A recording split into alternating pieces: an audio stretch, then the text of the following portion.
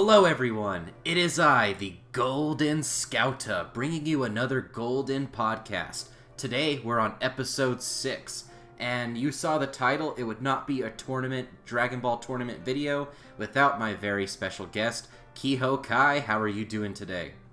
Thank you for consistently bringing me back to actually talk about the Dragon Ball World Tournaments.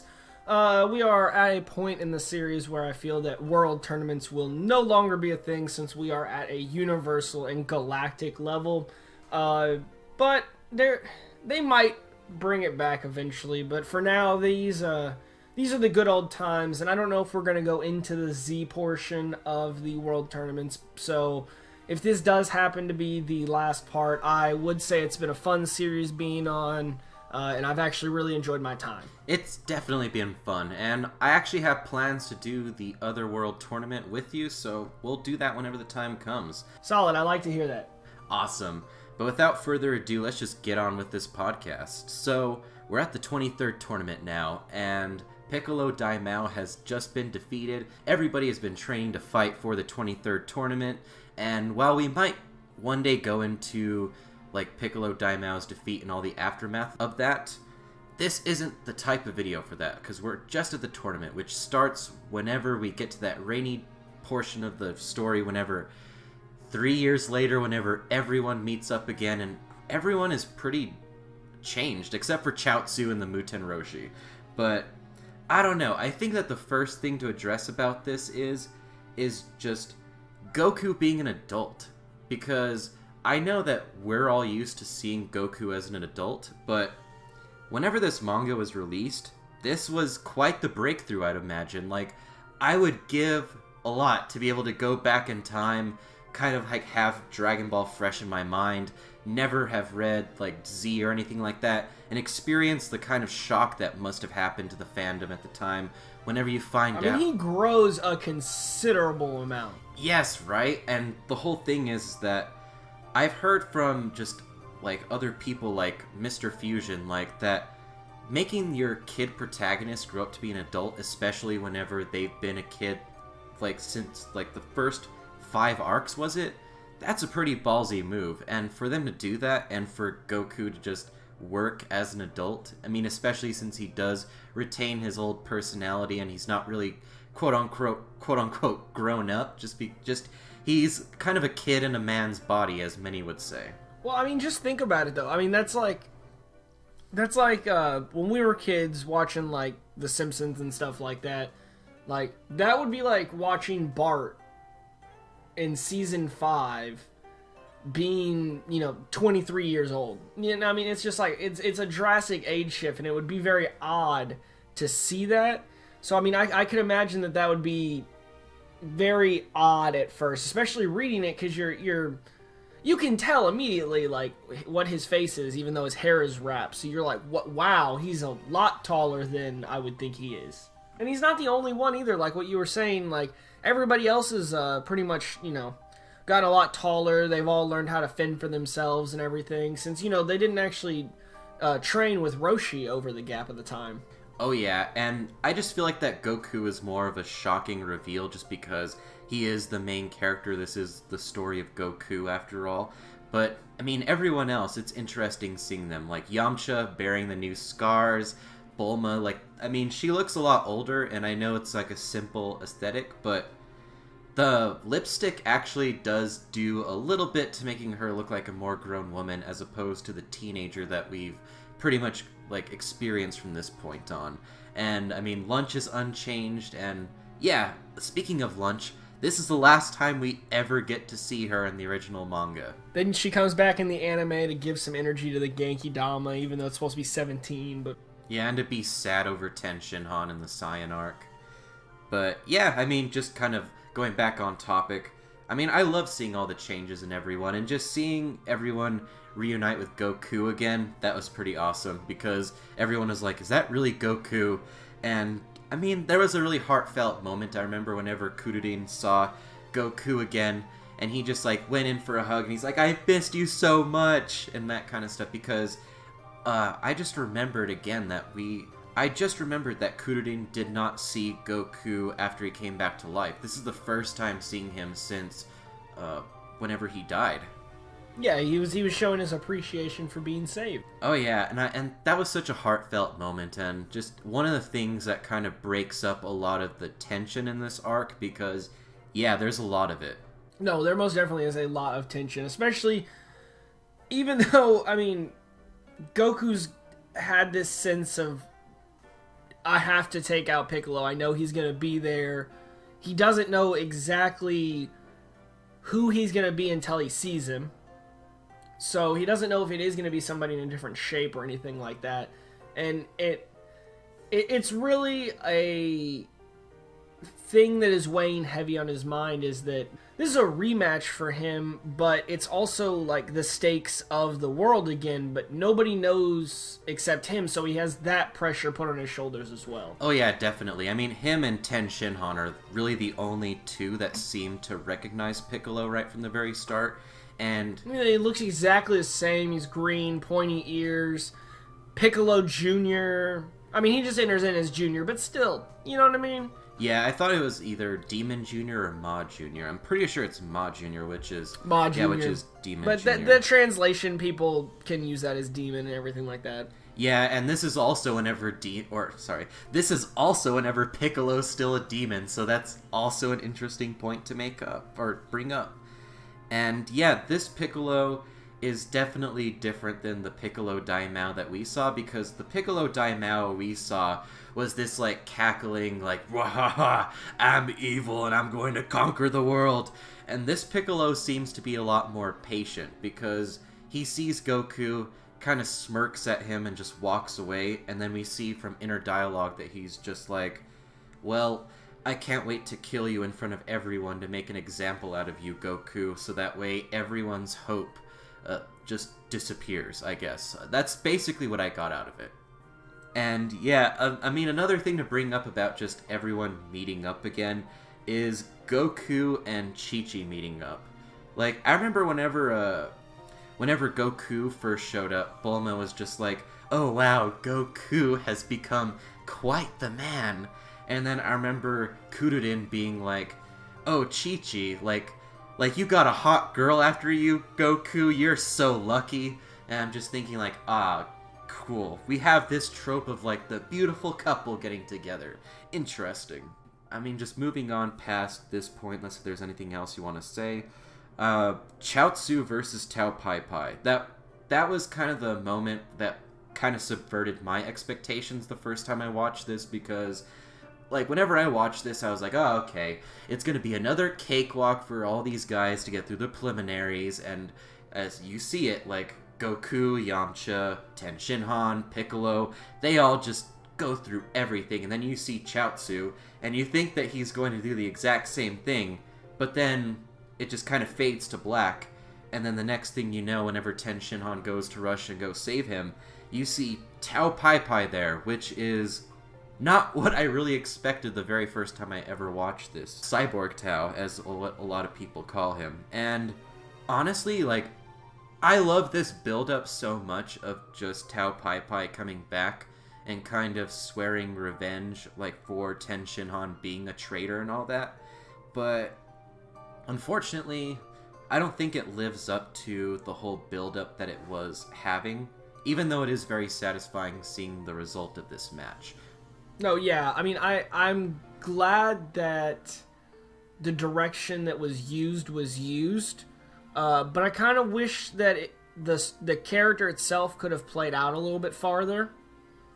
But we are talking about if we wanted the character to play out farther, that he would have had to beat one of the other Z Warriors to then eventually get to Tien. So we would have had to have some kind of real upsetting fight to make that more dramatic fight for Tien, and I don't think that would have made the overall tournament any better. Yeah, I mean, that's just kind of like one of the things I think, like that's kind of a thing. Like, I don't know how that match could have been improved upon, but I definitely do know that I wish that there was something a little bit more to that match, but I mean, what can you do? I thought it was at least a good match, just showing off how much Tien Shinhan has improved. I mean, just going off like the manga, like Tao Pai Pai said that his power increased several times. Even like if you're kind of bringing power levels into this thing, like doesn't make too much sense, which I don't really care. I just think that it's really interesting that even though Tao Pai Pai has improved so much, that Ten Shin Han has improved that much more. Yeah. I mean, and we're talking about he spent all of his money to bring himself back to life and to make him into this ultimate machine-human hybrid, so there's a lot riding on it for him. You know, it's not just trying to get some money out of the tournament. I mean, he's trying to get his revenge, and this is his life on the line. Yeah, I mean, he did originally plan on killing Goku and Ten Shin Han after the tournament and just basically leaving them barely alive during their match so that way he can finish them off afterwards, but I don't know. You see this whole thing where Tao kind of devolves into like the whole like I'm a really cool, clever, collected assassin into like once he doesn't have control anymore, he's just like, Ten Shin Han, I'm going to kill you right now. Screw the rules, screw the match. You're just gonna go down. And to me, it's just, what would have Tao Pai Pai done after that? Like, if Goku went in there, yeah, that would have not been pretty. No, I liked it though. I like when, you know, he pulls the knife and the gun on him, and well, his hand in his hand. But I like that it's very interesting, like to see this person that you know breaks laws and doesn't have the same morals as the people that we love in the show. You know, kind of play into what he is and see our hero not even have a problem, you know, dispatching that threat. Yeah, and I think it goes into what we said in our last podcast or the one before, where seeing a character overcome someone who is breaking the rules makes it the victory that much more sweet. Yeah, Jackie Chun versus Man-Wolf. Yeah, definitely. And I don't know.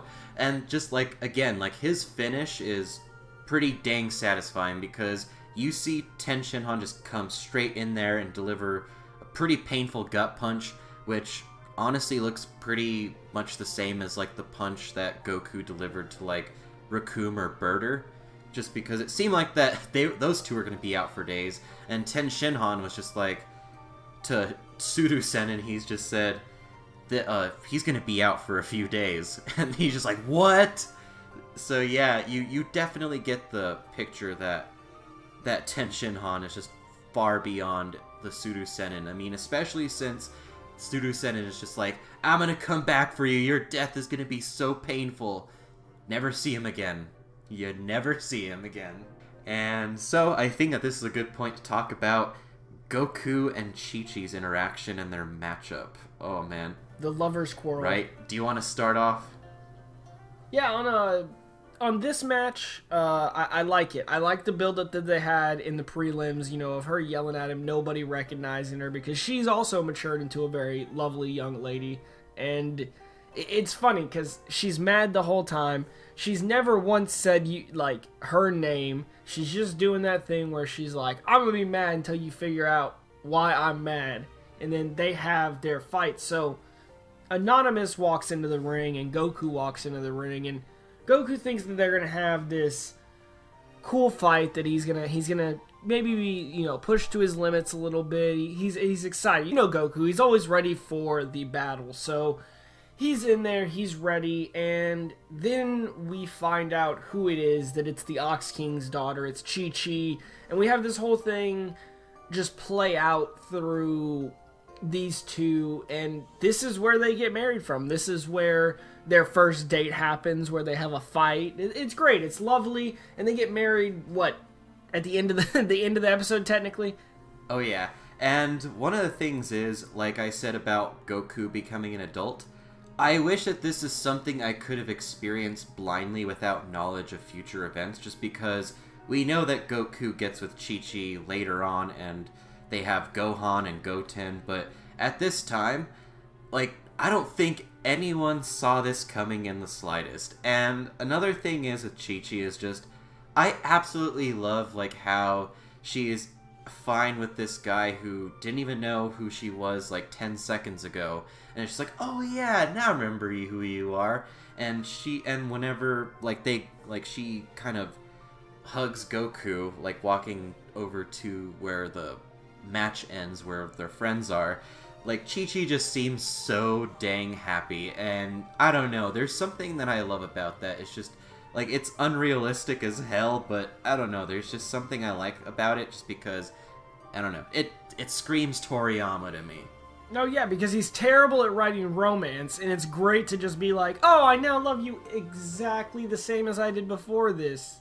Yeah, I mean, not only that, like I said, it's just Chi-Chi being just so happy with, like, how everything unfolded. Like, I don't know any women out there who would be content with that at all.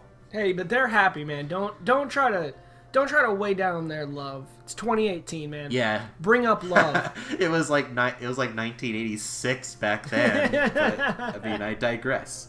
So, I mean, I like it. Like, Goku and Chi-Chi are actually a good couple together just because their personalities mesh so well. I mean, since they both have very similar speech patterns, that's possibly the biggest reason. And also just because of, like, how naive both of them are. That's pretty much both the reasons why I think that they mesh well together at the end of the day. Yeah, and we also get to see the really cool finishing move of punching somebody with air, which they really don't bring back until hit, in Dragon Ball Super. Yeah, that's actually a really good point. I hadn't thought about that. I mean, they do use Ki-Eyes, but that's kind of a different technique.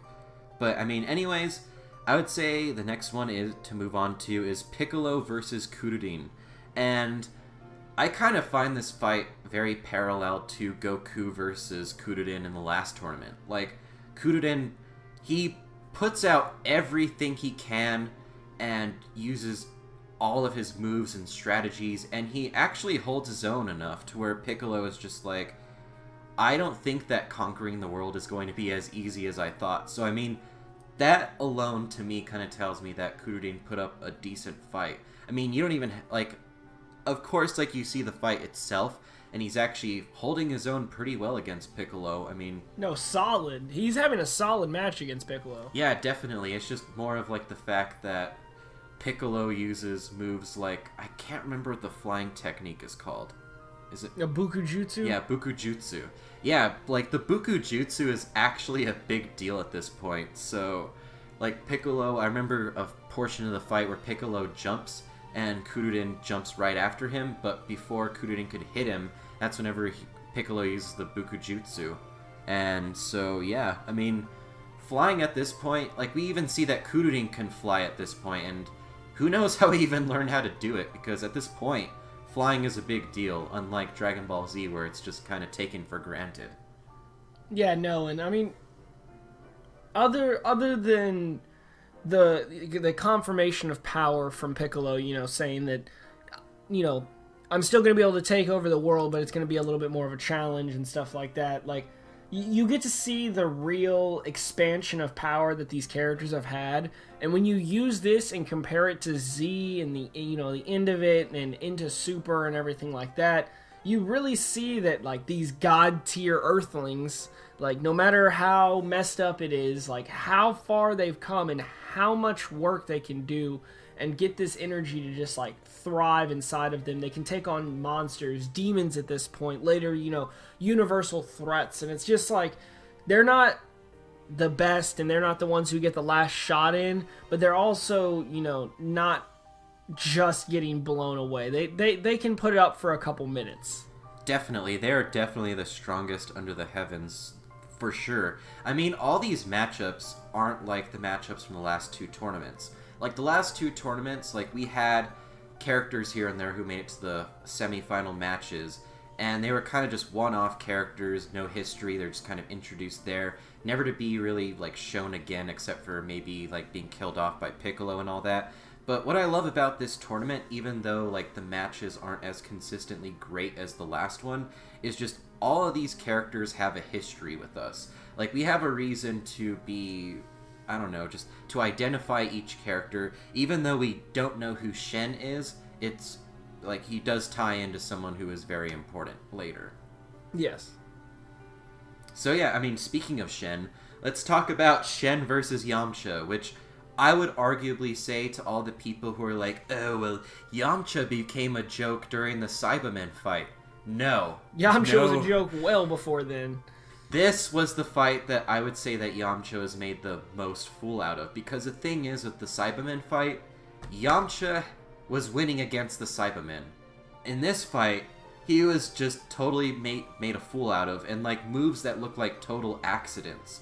I mean, there was that one good shot that Yamcha did with the Spirit Ball, which I do have to give him credit for that, but then Shen just immediately bounced back and knocked him out there. So, I mean, I like that Yamcha does have that whole thing where, like, you do admire him because you grew up with him and experienced him throughout the series, but you do know that at this point, he's gonna lose at the very first match of the semifinals. Yeah, I mean, it's already been established at this point, but this is definitely the reoccurring semifinal loss from Yamcha, and it is really interesting going through this fight. I actually do enjoy watching this one, so, like, I like sitting down and enjoying Yamcha getting his butt kicked, but there's a lot that happens. We learn a lot of Kami's powers, being able to actually take over people's bodies and stuff like that. And there's a lot of exposition thrown in because of Kami in this whole tournament that later on plays out to basically be motivators to when they need to basically act upon taking Piccolo out and having him, not be a threat to the world anymore. But I like the dumbness, or maybe not dumbness, that's the wrong word, the clumsiness of the body that Kami has taken, or even if it's just Kami's style, period. Like, it kind of is thrown towards like the drunken master style, or acting like an amateur, basically being a hustle, like, and being able to deliver a lot of power in a small range with a small attack. And we've seen Muten Roshi use the Drunken Master as well, the Drunken Fist, and it's really interesting because it's something they use with characters later on, like when the fusion's done improperly and you turn into the fat version of whichever fusion, Gotenks or Gogeta, respectively, for the movies and for the show. They do similar moves of falling or having their shoe untied and tripping and kicking with a intense power, actually startling who they are fighting. So seeing that in this is very interesting because it really relays back to real life and real martial arts, which is more shown in the Dragon Ball portion of the show, and trying to just be in its real roots of what a real tournament would have. Absolutely, and I do love that whole thing of just how every single one of Shen's attacks seem to be accidents, but they actually land their mark and are very impressive. And later on, he even when Yamcha pretty much confronts him about being a terrible fighter, he's like, you think I'm making mistakes. Exactly, and he like schools him in the match too, of just like, you didn't guard your feet were wide open, and he's just like, don't make any unnecessary jumps or anything like that. And I like that whole trope of, like, the person who looks really weak ends up turning out to be really strong, because, yeah, the person that Kami is infesting, or should I say inhabiting, he looks more like he belongs in an accountant office or something like that rather than a tournament ground. I also like how he literally just picked the body out of random, because it's like, it's that dude and his kid were at the match. That's why Kami picked that body. Oh gosh, yeah, I totally forgot that was the reason. I mean, I like the whole thing of at the end where, like, the son just comes out and is like, Daddy, you were awesome. And he's like, I must have had one too many drinks. Exactly. And, I mean, another thing to bring up about that fight and, like, the whole Cyberman thing, where is the nut-tapped Yamcha figurine? Like, we have the one of dead Yamcha from the Cybermen, but we don't have the priceless face of Yamcha getting nut-tapped. I want that figurine to be out, but knowing them, it's not going to happen. Bandai and Irwin Toys and all them weren't ever, planning to put that toy out. Definitely not. Who watches Dragon Ball anyway, am I right? Yeah. Yeah, but eh. But yeah, I would say that just Yamcha's big moment in this fight was the Spirit Ball, even though that Shen was just kind of followed up as saying like I like the initial thing of it, but the follow up was not that great. It was very impressive. I liked it. I feel that Kami teaching the mortals before they ever even come up to the lookout is definitely something he would do as the, successor, or that's definitely something Kami would do as the guardian of Earth, making sure that his planet's going to sustain life by making sure that he knows what people are going to be fighting for the world, and he gives those people the proper attention and training so that they can do that job to make sure that the Earth continues to stay alive and in existence. Oh yeah. I mean, we see that later on, but before we move on to that, I would say that we move on to Tien Shinhan versus Goku, the rematch of the two, which a good rematch. Yeah, definitely a good rematch. Like, I think that the first portion of the fight is great. It seems dead even until Tien Shinhan points out that Goku is just a little bit slow. And that's whenever you think that Tien Shinhan might get the upper hand on Goku, until a little thing gets introduced that's going to be a trope in this series. Stripping, bro. They are stripping in a child's television show. Yep, taking off them weighted clothes. Oh my gosh, it reminds me of that whole thing of Team 4 Star of like, so nudity makes you stronger on this planet. No, I'm just wearing weighted clothing. Yep. No, I like it too, cause doesn't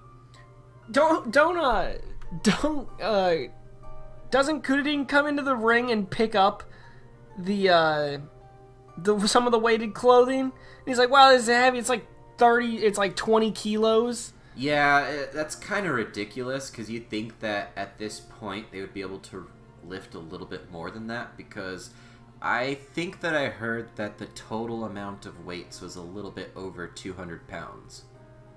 Yeah, but still, like, he's like lifting it over his head. He's like all like, man, this is heavy. And that was just like on Goku, and he was moving basically at the speed of light. With his like talent, even if Tien says, "Oh, he seems a little bit slower than what he should be at," well, yeah, he is, because he's carrying around 200 extra pounds. Yeah, I guess like that's why like a lot of people joke around about the whole weights thing and just how they don't really mean too much around the Frieza arc.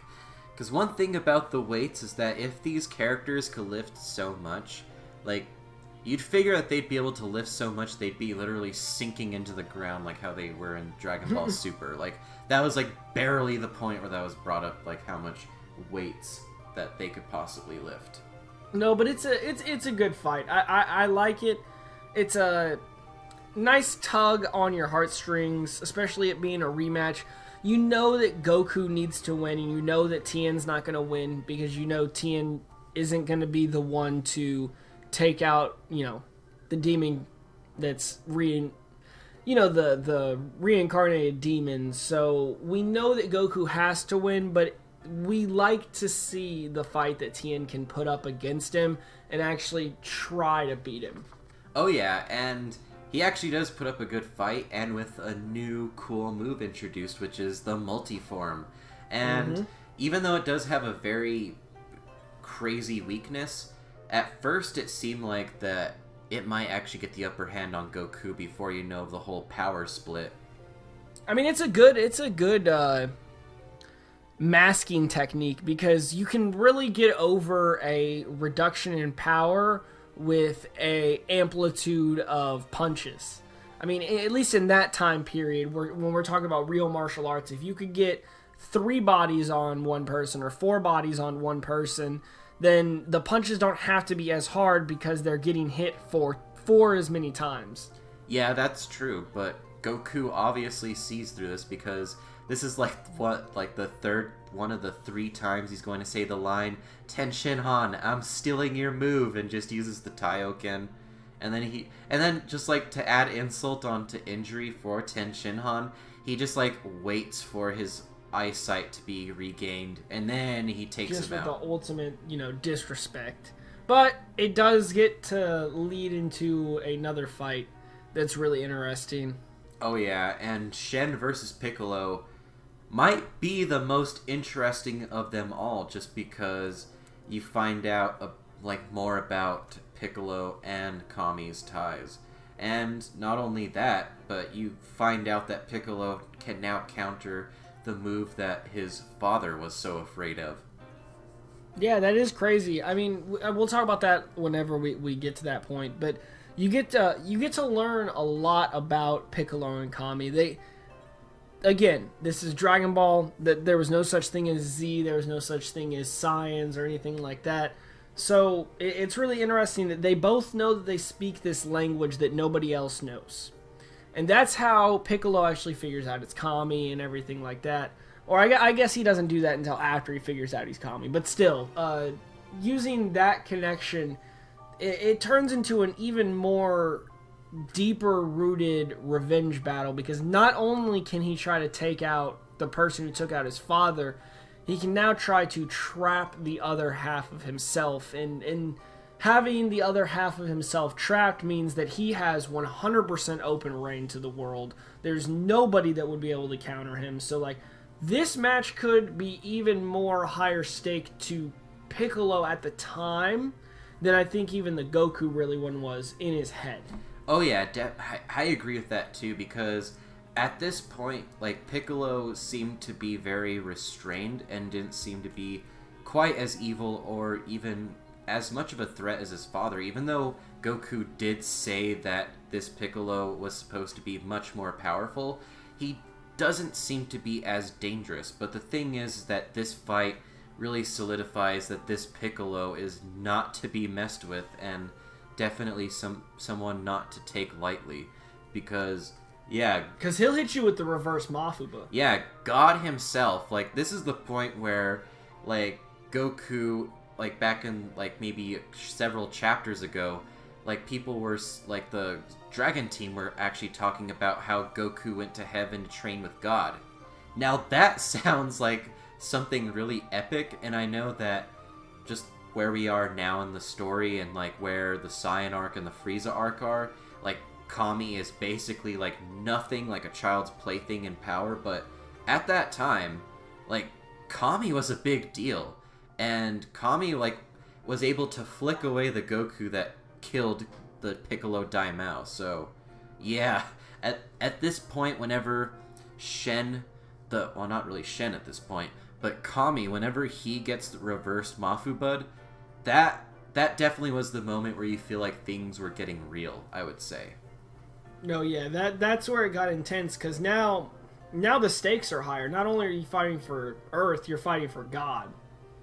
Yeah, and I don't know, it's just, this is I know that we've reached points in Dragon Ball where things are universal and all that, but for things being this kind of a scale, it still felt like just as much stakes as, say, the universe being destroyed in Dragon Ball, I would say. Now, Toriyama has a good way of making it always feel like the end of everything is coming, even if it's not as big as the last event. Yeah, I would say it really started with Piccolo Daimao, but this really did continue it, because you know that if Goku doesn't defeat Piccolo, nobody is going to be able to. Yeah, exactly. So that's actually going to probably lead into the final bout, would I say not? Yes, and I don't know about you, and I don't know about anyone else, but I think objectively, this is probably one of the top 3 fights in the whole Dragon Ball franchise. This fight epitomizes to me what it means to be an amazing top-tier shonen fight with the world at stake. No, I'll agree. This is definitely top 3 fights. And for a lot of Dragon Ball YouTubers, I would really say anybody who's seen Dragon Ball puts this in their top 3. Yeah, I mean, this one and Goku versus Vegeta, I mean, it's very hard to say which of those 2 fights are my favorite. Now, this is a great fight, though. I mean, there's move after move after move after move after upset after move after, just... You think that Goku or Piccolo are going to be beat like 5 different times in this fight. Yes, and just like the progression of this fight too, because you see the stands fully filled at the very start and just everything kind of together, whereas at the very end they're just on this barren wasteland with only their friends around and the announcer, and somehow Goku can find the ring. Well, he's got to be there. Somebody's got to be there to tell you when the fight's over. Oh yeah. But, I mean, just any fight where there's, like, a sense of progression where you can tell, like, how hard these fighters have fought and just the trials they have been through in their battle, that speaks to me alone as, just one element, should I say, of a really amazing fight. And just like what you said, ups and downs, like where you think that Goku has the victory only to get shot through the shoulder, and then you think that Piccolo has the victory only for Goku to learn how to fly at the very perfect moment. I mean... No, yeah, exactly. I mean, he learned... Everything is perfectly timed. All of it is where it needs to be, and I feel that it's what it needs to be. I know that kind of sounds dumb because it's, a story and it has to be the way it has to be. But, like, I feel that this is the only way to have written this story and made it as impactful as it was at the end of the day. Yeah, and, just to add on to that, like, even as tired as Piccolo is, and, like, how Ten Shinhan and Kudorin and everyone else is at full power, Piccolo is very confident, even in his weakened state, that he can kill everyone just the way he is, and that really speaks to me about how Goku really is the only one who can take this guy out. And yeah, it definitely has that trope again where Goku, again, is the only one who can deal with this threat. And that's going to be a trope that pretty much goes on for all of Dragon Ball. I know it started with Piccolo Daimao, but this is the second to many times. So I will say that out of everything in this fight, I do love watching the anime, but particularly, especially for this podcast and everything, reread the manga chapters just to kind of fill myself out before we got to talking. And I really enjoy that during one of my rereads of the actual fight with Piccolo, I found out that not only me, but all of the people who own the VizBig versions of Dragon Ball actually have a translation error in them, because Piccolo happens to say that he shoots through Goku's left arm, technically, because he says that my father left you, with only one arm, and you defeated him, so I'll take off your other one. But he's saying his right arm, which is actually the one that he got shot through a few minutes before. So it should be his left arm getting taken out, and I know that that's a translation error because I've actually talked to others who have the Japanese manga, and it was not Toriyama that happened to write it wrong. I just find it funny that we've gone all these years without that actually being fixed. I don't know about every version of the manga, but I know at least the VizBig translation is like that. Yeah, there are so many Vizisms, as people call them in these mangas.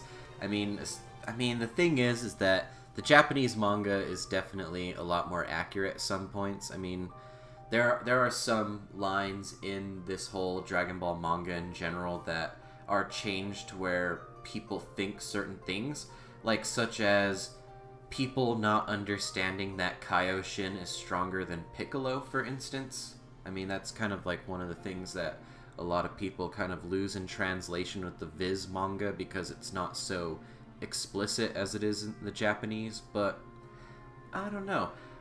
Kind of moving on from that. The only thing that we have left to really address is the ending of this arc, and like I said before, it's kind of sad that we're never going to see lunch after this in the manga. I mean, I do love how at the beginning they brought back the whole thing from the first tournament where Bulma just makes lunch sneeze and she's like, "Please help us, lunch," and she's like, "Okay, let's do this. Everybody get out of the way or you're gonna die," with the guns again. That doesn't get old. Hey, but that's how you get VIP seats in the Dragon Ball world. Yep, and the best thing of it is that nobody cares and nobody will come to arrest you for guns blazing. But yeah, I mean, we should address the quote-unquote end of Dragon Ball, even though it's not really the end, because in Toriyama's little footnote with the Muten Roshi, he says, "This isn't the end of Dragon Ball, the next chapter is going to be coming soon." But, I mean, I would say that for this quote-unquote ending, I think it's just great. I love the whole panel of Goku leaving with Chi-Chi, and just like the whole fact that she's still able to grab on Kinto-un, so you know that she's still pure-hearted. She's still pure, so you know you can marry her and there's nothing wrong with you. Definitely. So you have two virgins coming into a wedding, I guess. So a white wedding. No, I like the fight. I like how it wraps up. I like the, you know, I like the tropes that they'll continue to use with the characters, like Goku headbutting him in the chest, and just, I wish they would bring back the giant Piccolo some more. Right. That would be lovely. Right. If the show comes back, I hope they bring that back. Maybe in the Broly movie they'll bring that up, but I like that form, and at the end of the day, it's sad to see Piccolo lose, but he comes back in about a week, 2 weeks from then, you know, to help Goku save his child. So you'll get to see him soon again. Yeah, that's true. And yeah, of course, everyone said it, but they really did miss a prime opportunity with Piccolo and Bergamo having a kaiju match. Or even Piccolo versus Ani Laza. That would have been kind of interesting, even though Ani Laza is obviously stronger. I felt that this was a good build-up and a good finale. There wasn't a lot wrong with the actual battle. You know, during the giant phase, Goku was able to get into Piccolo's mouth and actually save Kami and everything like that. So Piccolo realized he got played. Like, Goku set him up for that, and Goku saves the world. Again, saves the world completely, and it's great to see, and will actually probably be the best world tournament to date, because the next one that we see doesn't turn out so well. Yeah, I mean, kind of debatable of what you mean by next one, because I count the Afterlife tournament as the next one. But the next one would be 24, like, for I said the next one, but I'm talking about 25 is what I'm really talking about. Yeah, that one is really cut short, but I mean, well, yeah, because 24 would be when Mr. Satan wins. So I'm talking about 25, you know, when we have the mishaps of the Majins come into the middle of the tournament. Yeah, and I mean, we never really get to see like a really grand final round again, I would say, in any of these Tenkaichi Budokai is the strongest under the heavens. But the great thing about this tournament, and I think one of the biggest payoffs for a lot of fans was how Goku finally is the strongest under the heavens. Like, at this point, he wins! He is the strongest in the world. He's had this title taken away twice, and now he wins. And he won it through really great sportsmanship. Like, I remember during the middle of that fight, Kami comes in and blocks a punch from Piccolo. And he lets Piccolo hit him again. He said, "Nope, that's not fair. Hit me." Exactly. And that kind of stuff kind of cracks me up, even though, like, it is kind of dumb for Goku to do that. It's the end of the world, and you're like, yeah, let him get a crack shot on my face. Yeah, so I guess, like, the people who, including myself, who are just like, oh, Goku in Dragon Ball Super is such a retard. Goku in Dragon Ball is never like that. Well, I guess we see an example where he was. But I guess, like, that's just the point where Goku is just a lot more lovable, too. So that's kind of a thing, because, I mean, Goku didn't do that all the time. It's just he had those occasional moments of sportsmanship and honor. And at that point, it wasn't, like, super, like, worn out, like how Dragon Ball Super was. No pun intended. Was there anything else that you really had about the 23rd tournament that you wanted to talk about? I mean, I just love a lot what goes on. I love just the whole feet Kamehameha. I mean, there's a lot of creative decisions made in this fight, and some things that are used later, like Goku kind of making Piccolo take his own blast, like, kind of goes into the whole Frieza thing and all that kind of stuff. Like, a lot of the stuff in this fight seems like stuff that's going to be used later on, and I think what makes this fight so amazing too is just how original it is, and just how stuff done in this fight are kind of done here first, and I guess later on, since a lot of it's recycled, I would say, it kind of doesn't make it as great as whenever it's first used, and to me, just that is what makes this fight so amazing too to me. No, yeah, and then I'm really happy you brought me onto the podcast to talk about the 23rd. I have a little bit more to say about some of the other tournaments, I feel, but this is the tournament that contains, like what you said, one of the top 3 fights in all of the Dragon Ball franchise. It's iconic. You can't not watch it, and there's plenty of people who decide to not read the manga, or not read Dragon Ball, or not watch Dragon Ball, and it's actually a very poor decision, because through the whole series, GT, Super, we have Super Dragon Ball Heroes where we have Goku versus Goku. This is still one of the top fights, and you're missing out by not watching it. I agree, and just to add on to what you were saying, just this fight is whenever Dragon Ball really hit that wall in the feats and destructive power that they could do. Like, I mean, the Vegeta fight really hit that wall because they were using so much ground and doing all these grand attacks, but this fight really did take it to the next level because we saw so much destruction and just what feats that these guys can do and all that. So, I mean, one thing that a lot of future Dragon Ball fights don't really do too well as these earlier fights is just translating their power into these fights, because a lot of the times, like, you don't really have anything to go off of, like, how much more powerful these characters become besides, like, wahaha, I can destroy a solar system now, or like, ahaha, I can destroy a galaxy now. I mean, once you kind of get past, like, these earthbound grand battles, it's kind of hard to really make the fights seem that epic and grand. But I mean, I'd say at this one and the Vegeta fight are kind of the last 2 that really do that for me. Yeah, so does that mean the next one that we'll be talking is the Otherworld tournament? Because that's my favorite filler tournament. Yeah, the next one that you guys will all see on this podcast, the Golden Podcast, it might be a little bit in the future, a little bit later than this one, because it's been so long since I've seen the Afterlife tournament, but me and Kihokai will definitely return to do this, and if you're seeing this right now whenever that video is done, I'm going to link it right now in the description section and at the top of the screen for you guys to click on. But do you have anything else to add today before we wrap up this podcast, Kihokai? No, I'm just really happy that you decided to bring me on again to talk about more of the tournaments. I'm glad that I've been able to be a reoccurring guest on the podcast and your show in general. So I just want to thank you guys for putting up with me and listening to me yammer on about things Dragon Ball. And I would love for you to go check out my channel and see some of the things over there. I've been working kind of hard on, and just enjoy it. And I hope you guys have a great day. Yeah, as you guys heard, you guys have to subscribe to Kihokai. He makes really awesome content.